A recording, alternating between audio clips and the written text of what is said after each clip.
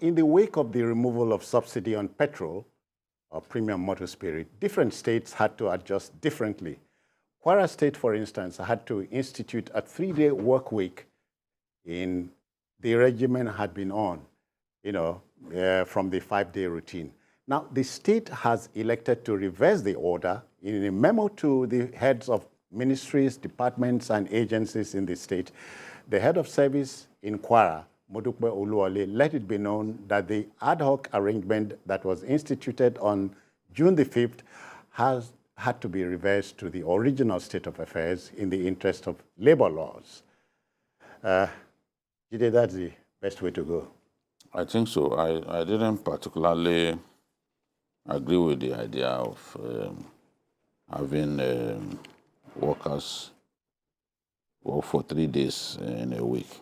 There has to be other creative ways of managing the situation in a manner that the state will not suffer, because there is no way that productivity won't dip.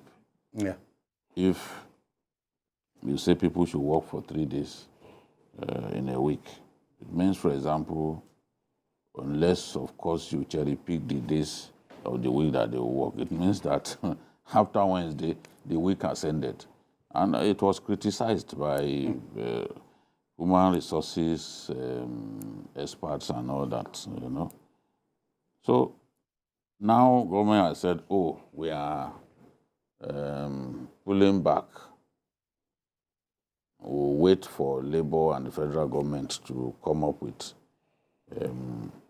their decisions on how to cushion the effect of the subsidy removal, instead of simply saying people should not come to work more than 3 days a week. Look at Borno, for example. The governor bought 50 luxury buses and 30 vans. Those vans will be conveying farmers to their farmlands, the various communities, free of charge. Of course, that will boost productivity. Of course, yeah. Because you've already taken away part of the burden. Look at what President Tinubu has done now by saying, okay, I'm coming up with 4 executive orders that will ensure that taxes that we had created or instituted as part of fiscal policy for this year, I put in abeyance. And now Nasima and the other people, they are happy because that burden is taken away. Yeah. We are going through rapid inflation, and we are seeing our people being taxed more and more. What we need to do a lot more is create an enabling environment for productivity to grow, not simply taxing our people.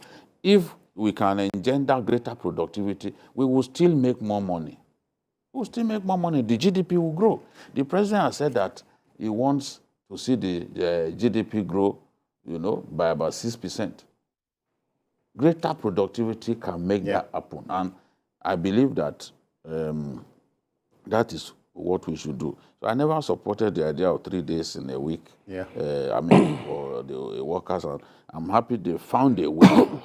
They found a way. They found an excuse to go back to the status quo. Let them think of ways by which they can cushion the effect, because the bigger problem for our people is transportation. Look at more than anything else. Look at kerosene was not even subsidized for a very long time. Aviation fuel, it was only PMS that we were left with. For a lot of our people, if they have constant electricity, of course, that burden will be reduced. If you can help them access cheaper means of transportation, either through compressed natural gas or through even electric vehicles and all that. Of course, our people will be happy, because compressed natural gas means that with 100 to 150 naira, you can buy a liter of it compared to the 500. In fact, you know that in my village is actually, oh, sorry, sir. My dad said I must never call it a village. In your kingdom. Yes, you see, in my hometown, apologies to Yes. the Akin himself, Yes. is 700 naira per liter. How do people get by with 700 naira per liter in a place where poverty is rife? So we just have to find a way to help our people get out of, at least reduce the impact. Emeka, it raises the question of governments in reaction to exigent situations. Yes. The old dictum, necessity is the mother of invention, didn't quite apply here. Yeah, I think the government didn't do its homework well, because when they announced that, it appears they didn't take into cognizance the global trend now. We copied this 40 hours week from the United States. Yes. A lot of countries copied it from the United States. This 40 hours work week. That is 8 days, 8 hours, 8 hours per day for 5 days. Yeah. Now, in the United States, there is pressure to reduce the work week to 32 hours.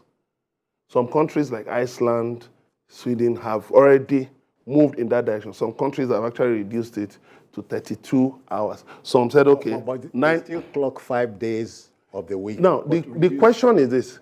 Do you increase it to 9.5 hours per day and then stretch it so that there will be one day, one free day, maybe Friday, like some countries.